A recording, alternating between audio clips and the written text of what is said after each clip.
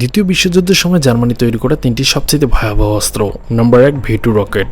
V2 ছিল বিশ্বের প্রথম দীর্ঘপাল্লার ব্যালিস্টিক মিসাইল, যা তরল জ্বালানি চালিত রকেট ইঞ্জিন দ্বারা চালিত হতো। জার্মানির বৈজ্ঞানিক ওয়ারহান ভন ব্রুন এটি তৈরি করেছেন।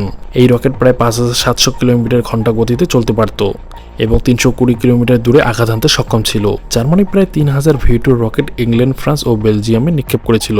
Number 2, ম্যাসাচমিট me 262। মি 262 ছিল বিশ্বের প্রথম কার্যকর জেট চালিত যুদ্ধবিমান। এটি প্রতি ঘন্টায় প্রায় 870 কিলোমিটার গতিতে উঠতে পারত, যা মিত্রবাহিনীর যে কোনো বিমানের চেয়ে দ্রুত ছিল। এই বিমানটি 1944 সালে যুদ্ধক্ষেত্রে প্রবেশ করে এবং প্রায় 542টি মিত্রবাহিনীর বিমান ধ্বংস করে।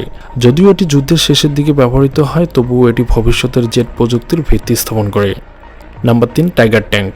টাইগার 1 এবং টাইগার 2 কিং টাইগার ছিল জার্মানির ভারী ট্যাঙ্ক, যেগুলো 88mm কামান ও পুরো বর্মর দ্বারা সজ্জিত ছিল। টাইগার 1 এর সম্মুখ বর্মর ছিল 100mm পুরো, যা মিত্রবাহিনীর অস্ত্রের জন্য প্রায় দুর্গম ছিল।